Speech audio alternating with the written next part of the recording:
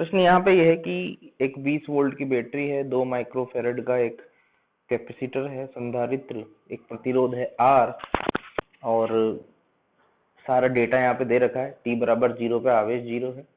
कुंजी बंद करिए अपन ने। t बराबर 10 माइक्रोसेकंड में आवेश 12.6 माइक्रोकुलाम हो जाता है, तो R का मान ज्ञात कीजिए।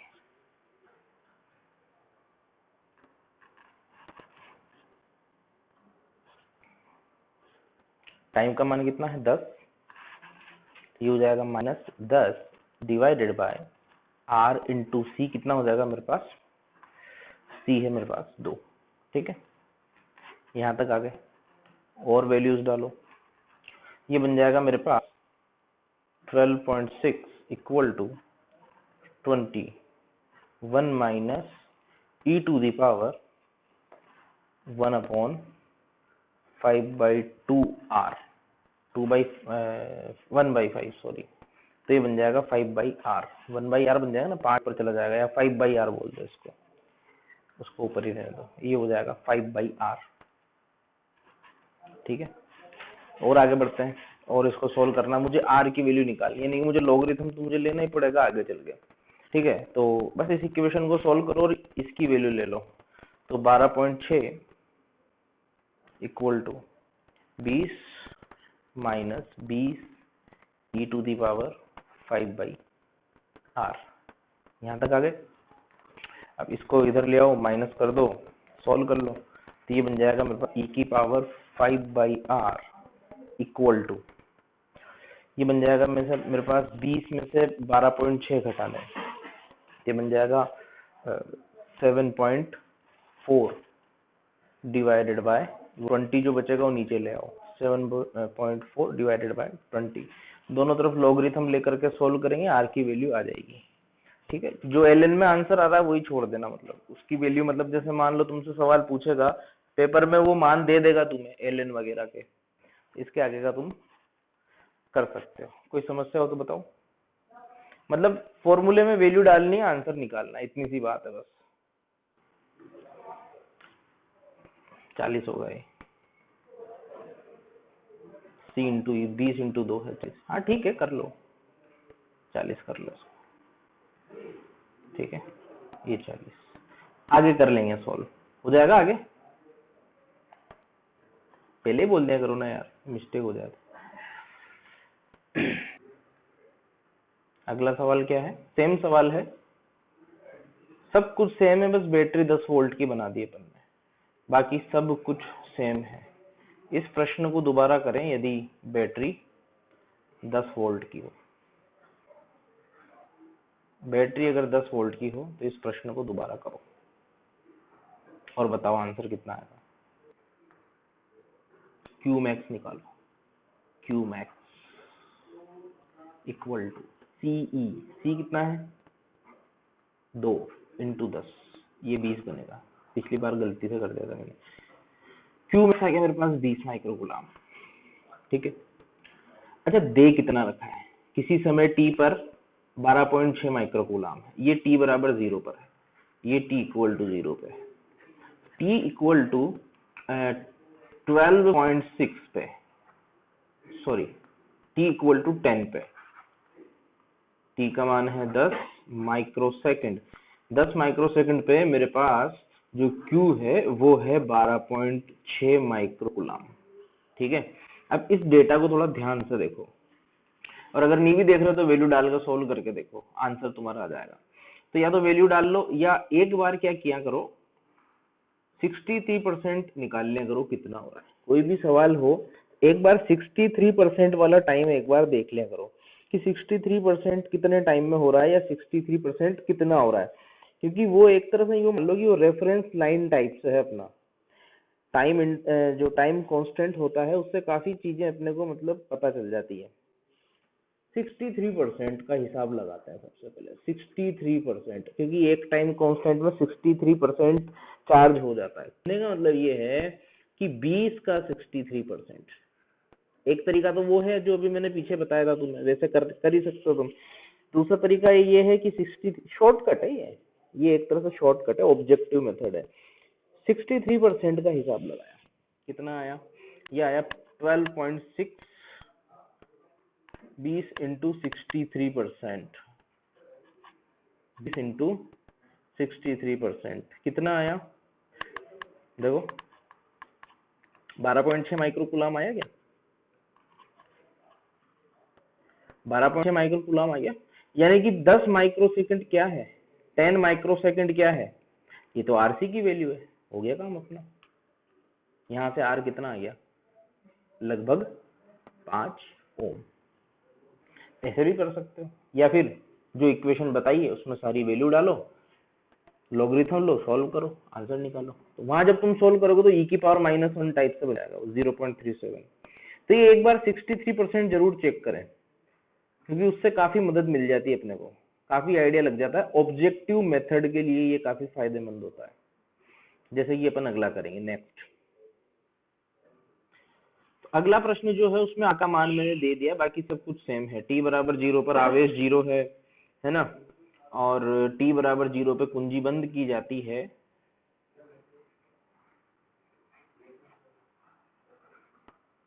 प्रश्न मेरा ये है कि 10 माइक्रोकूलम होने में कितना समय लगेगा। आवेश यानी कि Q बराबर 10 माइक्रोकूलम होने में कितना समय लगेगा, और ऑप्शन दे रखे हैं, लगेगा कितना समय लगेगा 10 माइक्रोकूलम में। चलो ऑप्शन दे देता हूं मैं इन सबको मिटा के। 4 ऑप्शन है मेरे पास।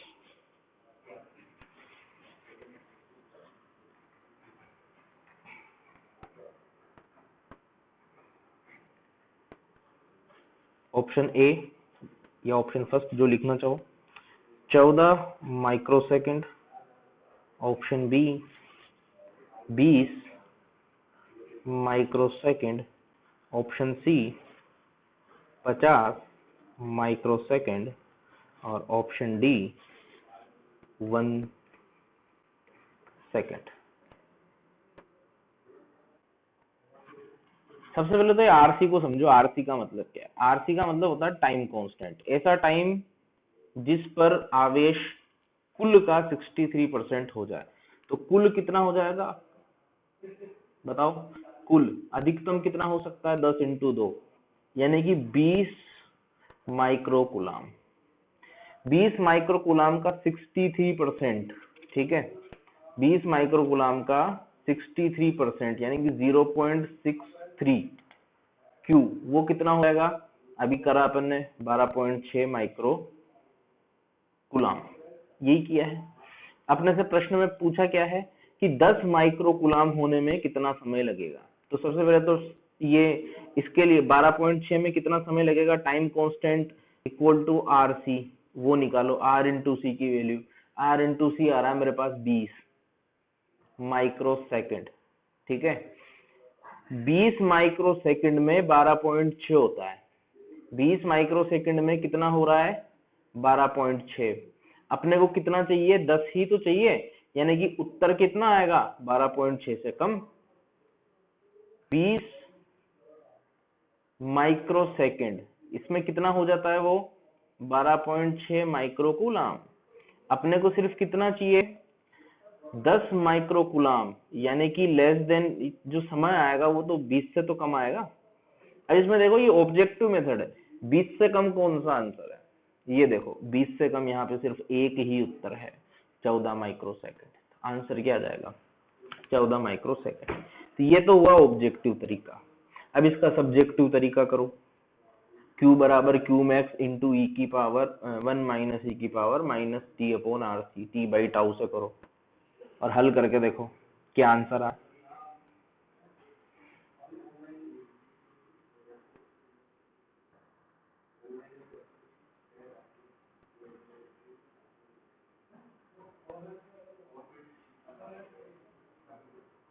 देखो यहाँ मिटा के लिख के बताता हूँ।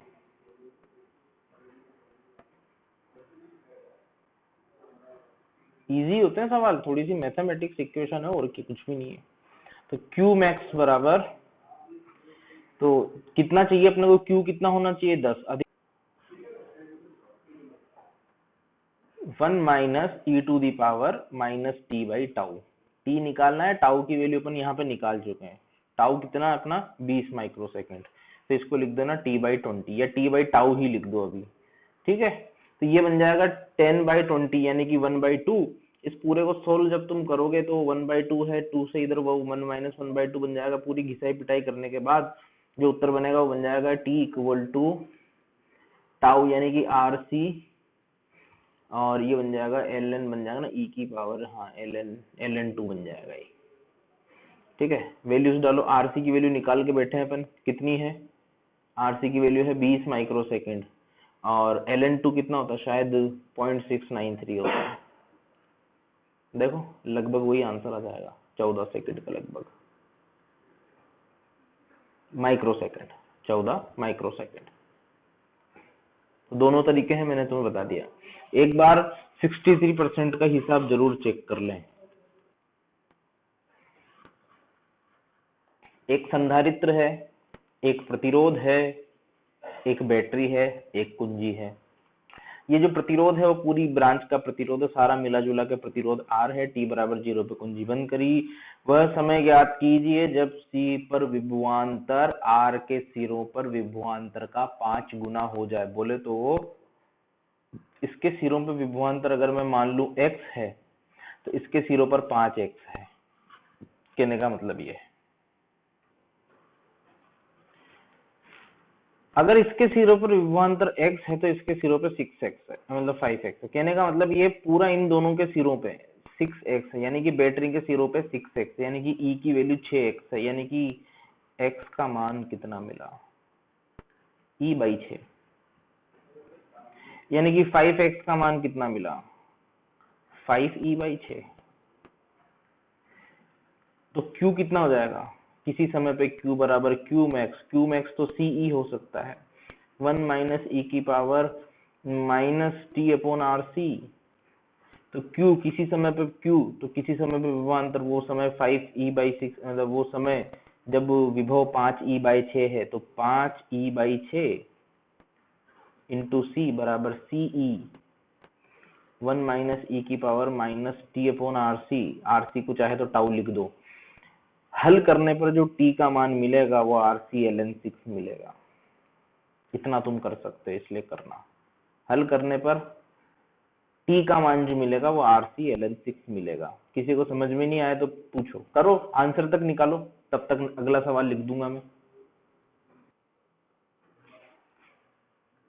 मैथमेटिकल सवाल है नेक्स्ट, है ना, कोई फॉर्मूला काम नहीं आएगा उसमें, बेसिक काम आएगा। अभी तक आपने जितना भी सवाल किया था चार्जिंग में, उसमें एक ही लूप था। अब अपन डबल लूप लेते हैं, 2 लूप लेंगे अब, ठीक है। तो एक तो अपना ये प्रतिरोध, दूसरा अपना ये एक और प्रतिरोध, और इसमें ही अपन ने ये संधारित्र लगा रखा है, ठीक है। और यहाँ पे अपने पास ये बैटरी E,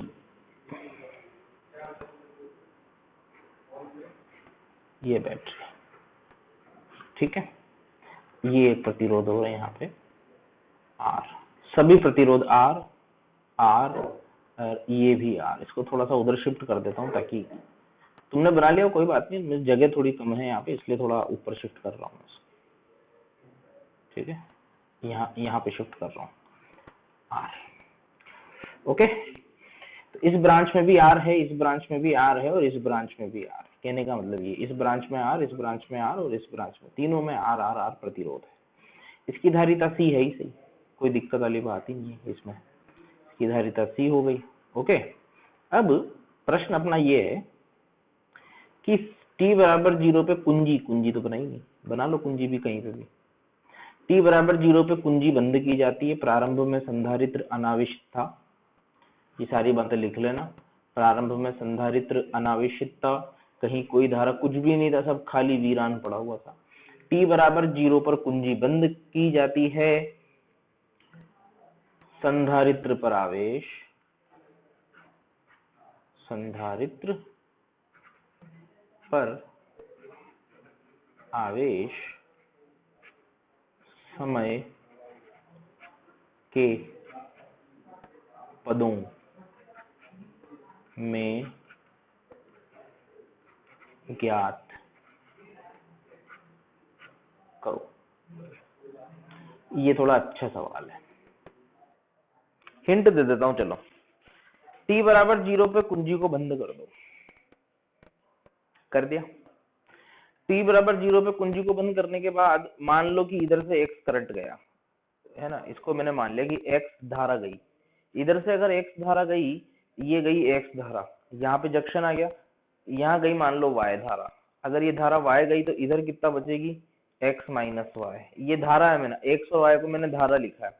अगर इधर धारा y गई और किसी समय पे आवेश अगर ये q और माइनस q है, तो q मैक्स तो निकालना मैंने सिखा ही रखा है तुम्हें। q मैक्स निकाल लो सबसे पहले। तो q मैक्स यहाँ पे c/2 आ जाएगा, जो अधिकतम आवेश आएगा वो c/2 आएगा। तो चलो मान लो नहीं पता अपने को, तो q मैक्स कितना है वो भी नहीं पता है ना। तो पर ये q कितना होगा मैं लिख सकता हूँ। ये देखो धारा, इस ब्रांच में जो धारा आ रही ना वो धारा y है, तो मैं यहाँ पे लिख सकता हूँ जो धारा y है, y इक्वल टू dq/dt। ठीक है, एक इक्वेशन तो अपने बन जाएगी यहाँ पे। ठीक, y की वैल्यू dq/dt। दूसरी इक्वेशन इस लूप में घूमो, तीसरी इक्वेशन इस लूप में घूमो। अगर फिर भी कोई अननोन बचे तो पूरे बार बार घूमो और लूप में घूम के केवीएल की इक्वेशन बना के x और y में संबंध निकाल के इक्वेशन बनाओ डिफरेंशियल इक्वेशन, और उस डिफरेंशियल इक्वेशन को हल करो। करो चलो, कोशिश करो। क्या आंसर आ E प्लस E यहां से, या फिर यहाँ पे माइनस IR यानी कि माइनस XR, और आगे बढ़ो, फिर नीचे आओ, फिर घटेगा minus x minus Y R, वापिस वहीं पहुंच गए, इक्वल टू 0। ये बन गई पहली इक्वेशन। चलो यहां से x और y में एक संबंध अपने को मिल जाएगा। दूसरी इक्वेशन बनाते हैं सबसे पहले। दूसरी इक्वेशन, या x की वैल्यू यहां से निकाल ही लो। जब तुम x की वैल्यू यहां से निकालोगे इस वाली इक्वेशन से, तो वो तुम्हें मिलेगी, मेरे पास लिखा हुआ है इसलिए मैं बता रहा हूं, E plus Y R divided by 2r। अगर मैंने गलत लिखा हो तो मुझे बताओ, ठीक है। चलो अब लूप 2 में घूमते हैं। तो लूप 2 में घूम जाओ, यहां से शुरू करो। तो धारा के विपरीत जा रहे हैं तो प्लस होगा, यानी कि x minus Y into R, ये प्लस बनेगा। फिर यहां से यहां धारा की दिशा में गए तो माइनस वाई आर, और फिर आगे बढ़ेंगे तो minus Q by C, minus Q by C बराबर 0। यहां तक कोई दिक्कत? अब क्या करना है, अब ये x, इसको जो ये x की वैल्यू है ना वो हटानी है और y के पदों में लिखना है पूरा। चलो लिखते हैं। तो ये बन जाएगा X R minus 2y minus Q by C बराबर 0। अब इस x को भी y के पदों में लिख दो, क्योंकि y अपने को चाहिए, अपने को इस ब्रांच में है कैपेसिटर, इसलिए इस ब्रांच में जो जो भी है उसमें x हटाना पड़ेगा। अपने को y और q में संबंध लाना पड़ेगा। x को हटा दो, x का मान y के पदों में ये रहा, e plus Y R divided by 2r minus into R, एक आर और रह गया, इंटू आर है ना, इसको यहां लिख दिया मैंने, minus 2y/r minus Q by C equal to 0। चलो अब इसको थोड़ा गुणा भाग करो। तो r से r खत्म, ये r से r खत्म, ठीक है। इसको 2 से गुणा कर दो और c से गुणा कर दो, 2 और c दोनों से गुणा कर दो, या c से गुणा मत करो, जैसा भी है। ये बन जाएगा मेरे पास e, 2 से गुणा कर दो e, ठीक है। एक तो ये रहा प्लस वाई आर, एक ये रहा माइनस 4y/r, तो ये बन जाएगा माइनस 3y/r, ठीक है। चलो, और एक q बाई सी ये रहा, और 2 से गुणा हो जाएगा तो minus 2q by C, 2q by C equal to 0। यहां तक अगर मैंने गड़बड़ करी हो तो मुझे बताओ। c से भी गुणा कर दो तो ये बन जाएगा ce, और ये बन जाएगा माइनस 3y/r, और y को dq/dt लिख दो, तो ये बन जाएगा e, c से गुणा कर दिया और y को ce माइनस 3R इंटू सी से गुणा कर दिया ना, इंटू वाई यानी कि D Q by D T, ठीक है, माइनस 2Q बराबर 0, मेरे पास जगह खत्म होगी, equal to 3RC D Q by D T, 3RC D Q by D T, खत्म खेल। dt को उधर ले जाओ, q एक तरफ ले आओ, तो ये हो जाएगा 1/3RC इंटू डी टी, ये बन जाएगा dq divided by CE minus 2Q। दोनों तरफ समाकलन करेंगे, करो समाकलन।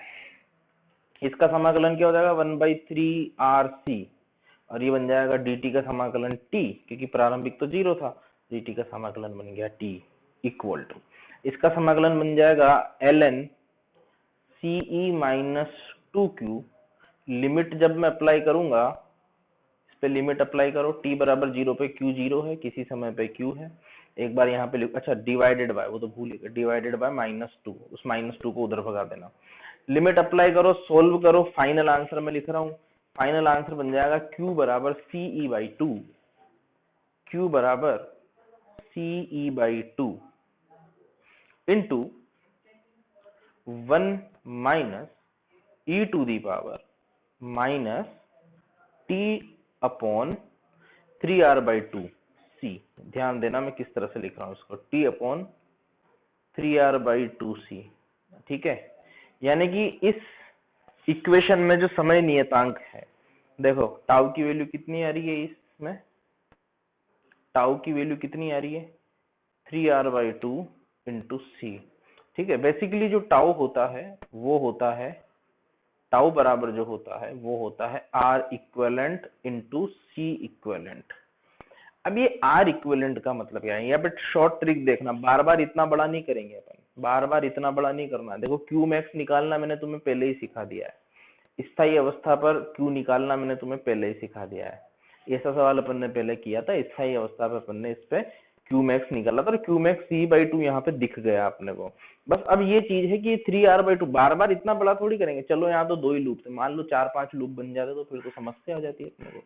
तो इसकी शॉर्ट ट्रिक ये है कि जो कैपेसिटर है उसके सिरों पर, ये कैपेसिटर है तो भूल जाओ कि यहाँ पे कैपेसिटर है, ट्रिक समझना क्या है कि कैपेसिटर के सिरों पर तुल्य प्रतिरोध ज्ञात कर लो, इसके यहाँ पे R इक्विवेलेंट निकालना है तुम्हें, क्या करना है तुम्हें यहाँ पे R इक्विवेलेंट निकालना है।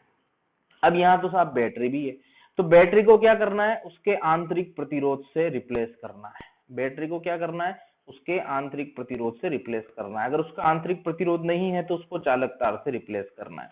चाहो तो तुम पॉइंट्स लिख सकते हो कि बैटरी को चालक तार, बैटरी को उसके आंतरिक प्रतिरोध से प्रतिस्थापित करके संधारित्र के सिरों पर तुल्य प्रतिरोध निकाल लेते हैं, और जो टाउ होता है टाइम कॉन्स्टेंट, देखो तुम वही आएगा 3R बाई 2 आएगा, R और R by 2, R by 2 plus R 3R by 2, ये शॉर्टकट है, ध्यान रखना, इसको सब्जेक्टिव में मत चला देना ऐसे करके, ये ऑब्जेक्टिव मेथड है, मैं फिर बोल रहा हूं। ऑब्जेक्टिव मेथड क्या है कि बैटरी को उसके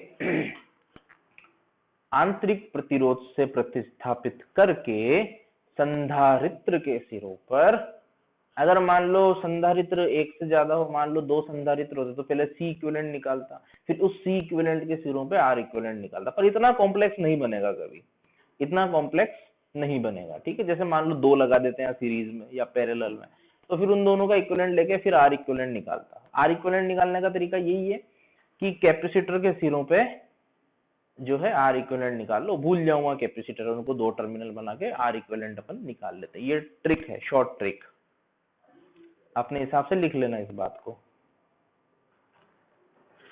निरावेशन, संधारित्र का निरावेशन। चलिए अब यहाँ पे क्या बैटरी नहीं है, बैटरी हो भी सकती है पर अपन बिल्कुल बेसिक सर्किट ले रहे हैं। सबसे बेसिक सर्किट है, ये संधारित्र है, ये प्रतिरोध है, t बराबर 0 का ये हिसाब किताब दे रखा है। इस पर आवेश Q नॉट है, चाहो तो कुंजी बना लो यहाँ पे, ये कुंजी, ये कुंजी, ठीक है। अधिकतम आवेश है, मान लो कि इधर ये प्लस Q नॉट है, ये प्लस है, ये माइनस है, और अधिकतम आवेश Q नॉट और माइनस Q नॉट है। यानी कि t बराबर 0 पर आवेश जो है ना वो है Q नॉट। किसी समय t पर, किसी समय t पर मान लो ये आवेश रह गया Q, प्लस माइनस आवेश रह गया Q, ठीक है। कुंजी तो बनने लगाई दी, ये प्रतिरोध, ओके, प्रतिरोध R है, यहाँ भी प्रतिरोध ये R। चलिए, तो किसी समय t पर KVL अप्लाई कर दो, इसमें घूम जाओ, KVL अप्लाई कर दो किसी समय t बराबर t पर, करते हैं, चलो अप्लाई। तो प्लस Q बाई C, किसी समय t पर plus Q by C, C इसकी धारिता है, plus Q by C minus IR, धारा भी तो रहेगी किसी समय, मान लो इस पे धारा I है, ये ऐसे ऐसे, ये प्लस है ना, ये प्लस था, ये उच्च विभव था, ये निम्न विभव था, तो धारा उच्च विभव से निम्न विभव पे जाएगी प्रतिरोध में, तो माइनस IR, किसी समय पे छोटा ही ले लेता हूँ यार, बड़ा ही बार बार लिखने में दिक्कत आती है मेरे को, छोटा ही ले लेता हूँ, E माइनस IR बराबर 0। ये इक्वेशन मैंने बनाई, आगे तुम करो, निकालो जरा Q का मान समय के पदों में। I की वैल्यू क्या लिखूंगा, अब ये बता दो। I लिखूंगा मैं minus of D Q by D T. अब बताइए minus of D Q by D T क्यों लिखूंगा मैं, क्योंकि यहाँ पे Q घट रहा है, तो D Q by D T अपने आप में नेगेटिव होगा, जबकि मैंने धारा को प्लस लिखा है, मुझे पता है दिशा किधर है, इसलिए मैग्नीट्यूड उसका I है, इसलिए एक और माइनस लगाना पड़ेगा। अब क्या करें साहब, समाकलन करना है, Q एक तरफ, समय एक तरफ, ये बन जाएगा D Q by Q, direct लिख देता हूं मैं, D Q by Q equal to D T upon, ये R और ये C इकट्ठा होकर के यहाँ RC नीचे आ जाएगा ये, ठीक है, और माइनस, एक माइनस भी आएगा यहाँ पे, ये माइनस, समाकलन करो, समाकलन करो, t बराबर 0 से t बराबर t तक। प्रारंभिक आवेश Q नॉट था, किसी समय पर आवेश Q है, समाकलन करने के पश्चात, हल करने के पश्चात जो आंसर आएगा वो आएगा Q बराबर Q मैक्स, यानी कि Q नॉट, इसको CE मत लिख देना आप, जरूरी नहीं है कि CE हो, Q बराबर Q मैक्स इंटू E की power minus T upon RC, 1 minus नहीं आएगा इसमें, है ना, इंटू E की power minus T upon RC। RC अभी भी वही है, देखो यहाँ पे एक टाइम कांस्टेंट में, एक टाइम कांस्टेंट में, एक टाउ में, यानी कि एक RC में कितना हो जाएगा 0.37%, वहां 63% था, एक टाउ में 0.37 रह जाएगा, दो टाउ में उसका फिर 0.37, तीन टाउ में, टाउ मतलब RC, एक समय नियतांक में 37%, अगर दो समय नियतांक तो यहाँ पे -2 बन जाएगा, यानी कि स्क्वायर बन जाएगा, यानी कि 0.37 इंटू 0.37, तीन समय नियतांक में उसी तरह से, चार समय नियतांक में फिर आप इससे वही। चलो Q का मान ये आया है, इसको अपने को याद करना है बिना किसी टेंशन के, यहाँ पे 1 माइनस नहीं आया देखो, ठीक है, और dq बाई dt करोगे तो तुम्हें I भी मिल जाएगा, या फिर डायरेक्ट जो ऊपर इक्वेशन बनाई थी उसमें KVL अप्लाई करके भी तुम I निकाल सकते हो। तो I की वैल्यू जो मिलेगी, I बराबर जो मिलेगा वो मिलेगा तुम्हें dq बाई dt से, तो Q नोट बाई RC, अवकलन करने पर, ये अवकलन करोगे तो RC नीचे आ जाएगा यहाँ पे, इंटू E की power minus T by RC। बोले तो I मैक्स, I की मैक्सिमम वैल्यू, मान लो Q I नोट है, जैसे ही तुम बटन चालू करोगे मैक्सिमम करंट आएगा वहां पे, तो Q बाई C तो विभवांतर इंटू R, मतलब upon R, I max E की power minus T by RC, ठीक है, ये किसी समय पर I, यानी कि देखो यहाँ पे I का मान भी घट रहा है समय के साथ और Q का मान भी घट रहा है, क्योंकि ये यहाँ पे बैटरी जैसा तो कुछ है नहीं, यहाँ तो प्रतिरोध है, धीरे धीरे सब खत्म हो जाएगा, R भी खत्म, ये करंट भी खत्म, जो आवेश था वो भी खत्म, और सारा का सारा जितनी भी एनर्जी थी वो सारी की सारी हीट लॉस के रूप में निकल जाएगी, ठीक है। है ना, मिटा दो। ग्राफ बनाओगे अगर इसका, ग्राफ भी वैसा ही बनेगा, खुद बना के देखो, e की पावर माइनस एक्स टाइप का QT ग्राफ भी ऐसा ही बनेगा और IT ग्राफ भी ऐसे ही बनेगा। ग्राफ बनाना तो मैथमेटिकल होता है, देखो किन्हीं भी दो फंक्शन के बीच में ग्राफ बनाना हो, मतलब दो वेरिएबल के बीच में, तो रिलेशन देखना पड़ता है। जैसे अगर मैं इसमें लॉगरिथम ले लेता तो स्ट्रेट लाइन बनती। तो Q वर्सेस टाइम, तो एक टाउ में, ये टाउ पे 0.37%, 0.37 Q रह जाएगा। ये मैक्सिमम है Q नॉट जो था अपना, ये अपनी I मैक्सिमम है, यहाँ पे I मैक्स। ये I वर्सेस टाइम का ग्राफ वो भी सेम बनेगा, क्योंकि उसमें भी e की पावर माइनस एक्स। यहाँ भी जो है एक समय नियतांक में I जो है 0.37 ऑफ I मैक्स रह जाएगा, 0.37 ऑफ I मैक्स। इस तरह से इनके ग्राफ बनेंगे। अब ये ग्राफ कितना झुका हुआ बनेगा, कितना आगे या कितना पीछे बनेगा, वो डिपेंड करेगा टाइम नियतांक, समय नियतांक। भाई हो सकता है कि और शार्प कर्व बने, और नीचे आकर क्या है, तो स्लोप से वो देख सकते हो तुम RC से।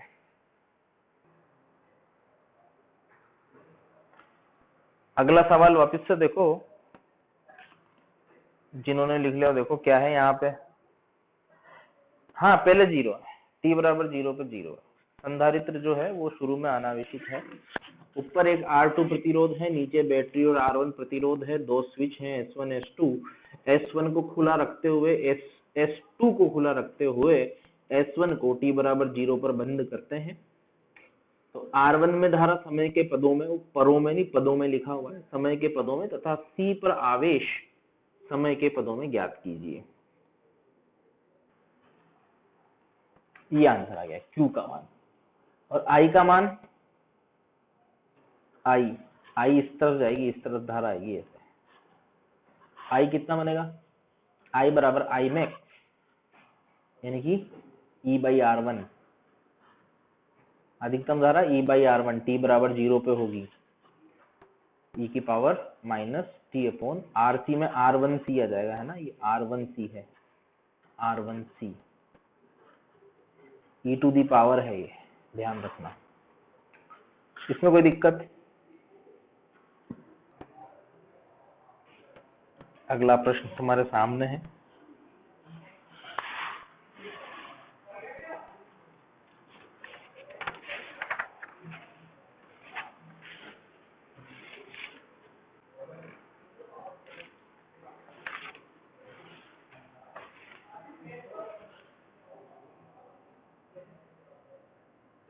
नीचे वाला सर्किट खत्म, ठीक है। अब जो धारा फ्लो होगी इसमें, वो कैसे फ्लो हो जाएगी, इस तरह से। सिंपल है, हो गया। Q बराबर Q max e to the power minus t upon RC R2C। इसी तरह से धारा भी निकाल लोगे तुम, Q बाई RC यानी कि R2C इंटू e की power minus t upon R2C।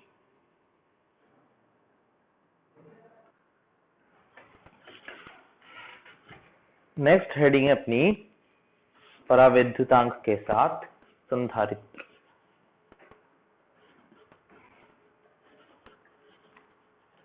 चलो, तो परावैद्युतांक क्या होता है, सबसे पहले तो उसकी बात करते हैं। तुम्हें जब इलेक्ट्रोस्टैटिक्स पढ़ाया होगा, शुरू जब किया होगा, शायद मैंने नहीं किया था, जिन्होंने भी तुम्हें इलेक्ट्रोस्टैटिक पढ़ाया होगा शुरू में, उन्होंने एप्सिलॉन आर के बारे में बताया होगा।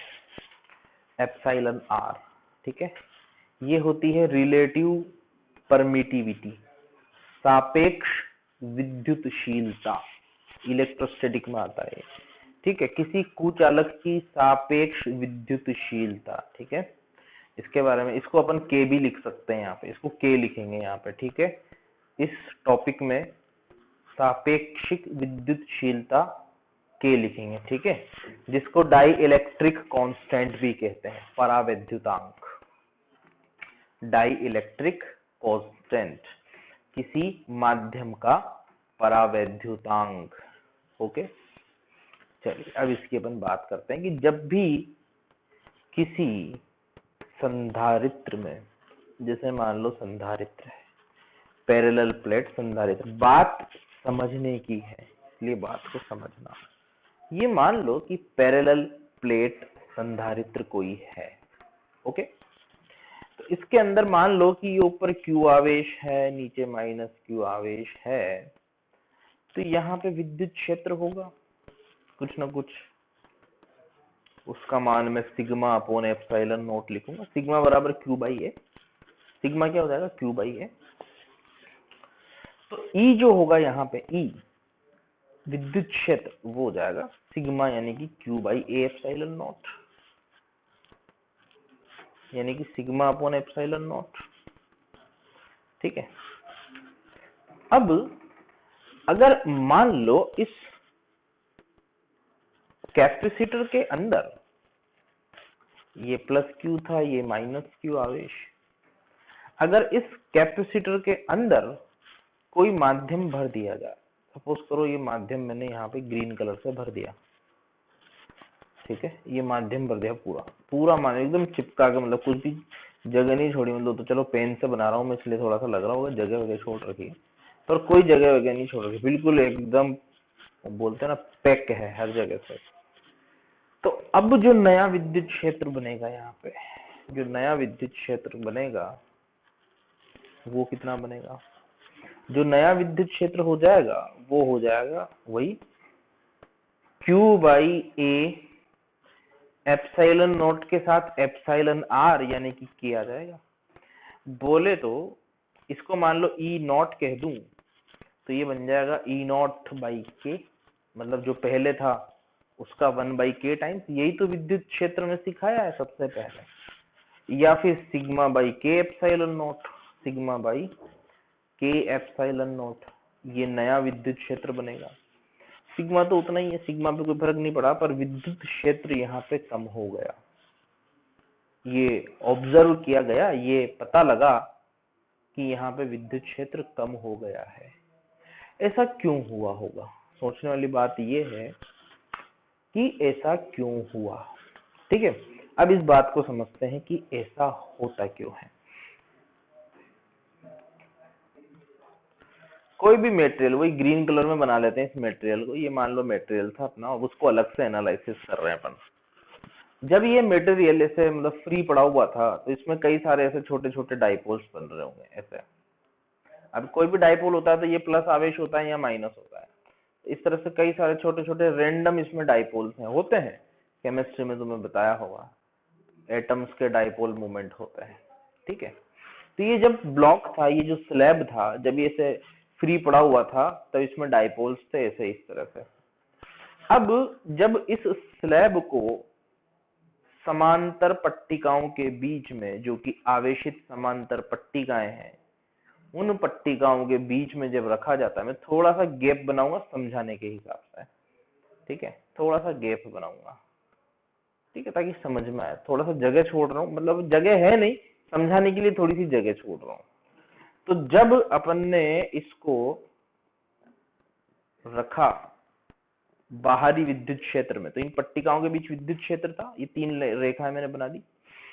इस विद्युत क्षेत्र में जब मैंने इसको रखा तो ये जो डाइपोल्स यहाँ पे हैं वो इस विद्युत क्षेत्र की दिशा में अरेंज होने लग जाएंगे। मैंने जब डाइपोल मूवमेंट पढ़ाया था तो तुम्हें याद होगा, डाइपोल किधर घूमने की कोशिश करता है, विद्युत क्षेत्र की दिशा में घूमने की कोशिश करता है, ठीक है।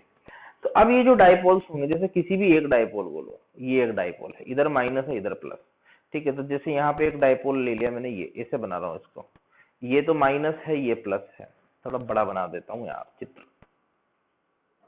चित्र बड़ा बनाते हैं, थोड़ा समझ में नहीं आएगा, इस तरह से थोड़ा, ये माइनस ये प्लस, इसे यहाँ बनाता हूँ ऐसा, ये अरेंज हो गया, ये माइनस ये प्लस, इसके नीचे एक और है, ये अरेंज हो गया, ये माइनस ये प्लस, इसके नीचे मान लो एक और है, ये माइनस ये प्लस। तो बेसिकली होगा क्या, इसके पास एक और होगा, देखना तुम्हारी शीट में डायग्राम दे रखा होगा, ये माइनस ये प्लस, इसके फिर नीचे एक और, ये माइनस ये प्लस। तो ये माइनस प्लस तो एक दूसरे को कैंसिल कर देंगे, ये माइनस प्लस, मतलब ये इस तरह ऐसा, इस तरह से, इस तरह से ये बन गया, ये बन गया, ये सारे डाइपोल मोमेंट जुड़ गए। तो ओवरऑल नहीं उल्टे क्यों गए, विद्युत क्षेत्र की दिशा में ही तो होते हैं, विद्युत क्षेत्र की दिशा में ही तो उसकी दिशा बनती है, उल्टे क्यों बनेंगे। तो ओवरऑल फाइनली यहां बनेगा माइनस, यहां बनेगा प्लस। इसी तरह से इसके पास मान लो इस तरह से और ये अरेंज हो गए ऐसे ऐसे ऐसे। तो इन सभी का नेट डाइपोल मोमेंट चारों का मिला के मतलब इधर इधर माइनस, इधर इधर का प्लस। तो बेसिकली हुआ क्या, यहाँ पे एक विपरीत कैपेसिटर डेवलप हो गया एक तरह से। देखो यहाँ पे पूरा भाई अपने ये प्लस आवेशित थी जो अपने रेड कलर की अपन ने बनाई है, ये अपने पॉजिटिव क्यू था, ये अपना पॉजिटिव माइनस क्यू था। अब अंदर क्या हुआ, डेवलपमेंट इस तरह से हुआ कि ये जो स्लैब था ना, इसमें ये वाली जो मतलब ये वाली जो सरफेस है, यहाँ पे माइनस आवेश इंड्यूस हो गया। और वो इंड्यूस चालक नहीं है ये, पर फिर भी इंड्यूस हो गया, कारण डाइपोल्स थे यहाँ पे।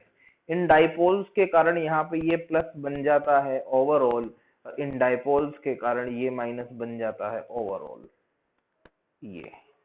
ये प्लेट बन गई माइनस, बिल्कुल इसके चिपकी हुई है, मैं थोड़ा सा गैप इसलिए बनाया ताकि समझ में आ जाए।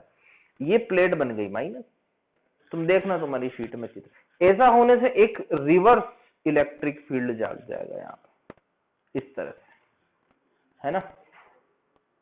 अब अगर यहाँ पे ये प्लस आवेशित है, मान लो इसको सिग्मा बी बोल देता हूं। सिग्मा बी मतलब, सिग्मा बी का मतलब जो इंड्यूस हुआ है डायपोल के अरेंजमेंट के कारण। इस सिग्मा बी की वैल्यू भी निकाल सकता हूं मैं भाई। ई जो है टोटल, ई कितना आ जाएगा अंदर की तरफ, टोटल जो ई हो जाएगा अब, जो कि सिग्मा बाई के एप्सिलॉन नॉट था। और इसके हिसाब से मैं लिखूंगा तो रेड वाला माइनस ग्रीन वाला, तो रेड वाला कितना है sigma upon epsilon naught, minus green वाला कितना है sigma B upon epsilon naught. तो ये जो के नीचे गुणा हुआ इस कारण से हुआ क्योंकि रिवर्स एक डेवलप हो गया। तो इस के की वैल्यू तुम यहां से लिख सकते हो, या तुम इस सिग्मा बी की वैल्यू लिख सकते हो यहां से। सिग्मा बी जो इंड्यूस सिग्मा है अपने पास, जो सिग्मा को क्या बोलते हैं यार, ये अपने सरफेस चार्ज डेंसिटी, पृष्ठीय आवेश घनत्व, यहाँ का जो स्लैब में जो पृष्ठीय आवेश घनत्व मिलेगा बन जाएगा सिग्मा बी बराबर सिग्मा इंटू 1 माइनस 1 बाई के। ऐसे कोई रट्टा वट्टा नहीं मारना, इसको बात को समझनी है भी किस तरह से आया है ना। इस स्लैब का लिख लिया अलग से और इसका लिया अलग से, इस तरह से दोनों का नेट इतना आ गया भाई। वो के गुना कम जो हुआ ना उसका कारण ये है, ये है उसका कारण जो के गुना कम हुआ है। तो ये समांतर पट्ट संधारित्र है, आवेश इस पर Q तथा माइनस Q है। इसमें माध्यम भर दिया अंदर, पूरा माध्यम भरा हुआ है इस तरह से, माध्यम पूरा ऊपर तक कंप्लीट अगर माध्यम भरा हुआ हो जिसका परावैद्युतांक K हो, है ना, पूरा कोई भी जगह नहीं छोड़ रही, तो जो ई नेट हो जाएगा Q बराबर CV, अप्लाई कर दो बस। Q तो वही रहा CV, V का मान घटेगा क्योंकि V बराबर होता है E इंटू डी।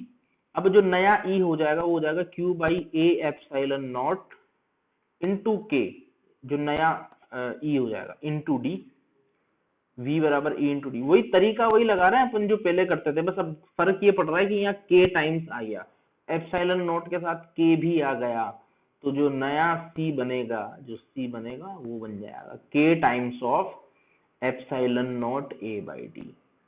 यानी कि किसी संधारित्र की प्लेटों के मध्य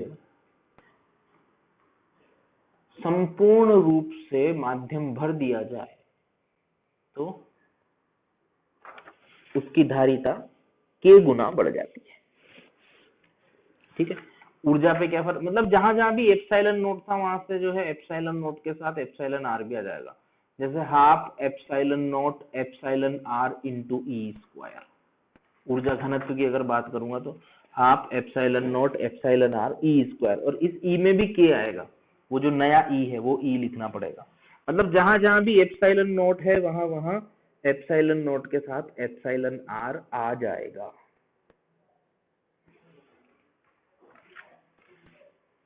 ठीक है।